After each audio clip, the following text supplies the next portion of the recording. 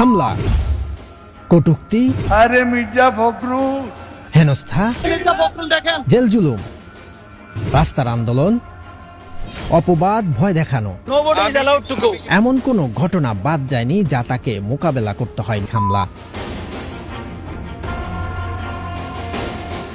মির্জা ফখরুলের উপর হওয়া সবচেয়ে ভয়াবহ আলোচিত হামলাগুলোর একটি ঘটেছিল 2017 সালের 18 জুন। রাঙ্গামাটিতে ভয়াবহ পাহাড় ধসে ক্ষতিগ্রস্ত মানুষের পাশে দাঁড়াতে ও সহমর্মিতা জানাতে বিএনপির একটি প্রতিনিধি দল নিয়ে যাচ্ছিলেন তিনি। পথিমধ্যে চট্টগ্রামের রাঙ্গুনিয়ার ইসাখালী বাজারে প্রায় 20 থেকে 25 জন আওয়ামী লীগের সন্ত্রাসীরা লাঠিসোঁটা, লোহার রড ও ধারালো অস্ত্র দিয়ে অতর্কিতে তাদের গাড়ি বহরে হামলা চালায়। সেই নৃশংস হামলায় মির্জা ফখরুল ইসলাম আলমগীরের গাড়ির কাচ চুরমার হয়ে যায়। রক্তাক্ত অবস্থাতেও তিনি তার স্বভাব সুলভ, শান্ত ও দৃঢ় মনোভাব বজায় রেখেছিলেন, যা দেশ জুড়ে চরম নিন্দার ঝড় তোলে।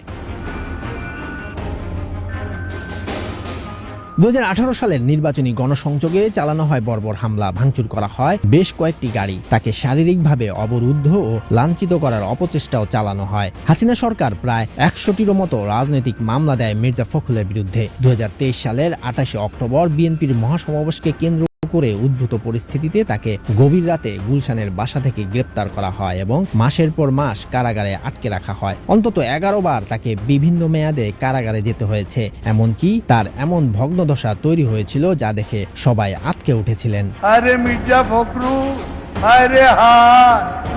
সবশেষ 2025 সালের সেপ্টেম্বর মাসে জাতিসংঘ সাধারণ পরিষদের অধিবেশনে যোগ দিতে যুক্তরাষ্ট্র যাওয়ার পথে স্থানীয় আওয়ামী লীগের সমর্থকরা নিউ ইয়র্ক বিমানবন্দরে তার ওপর হামলে পড়েন।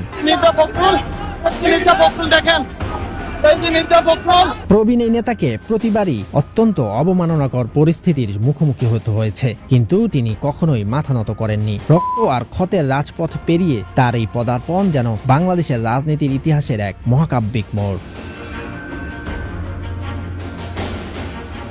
শরীয়তুল্লাহ, বৈশাখী সংবাদ।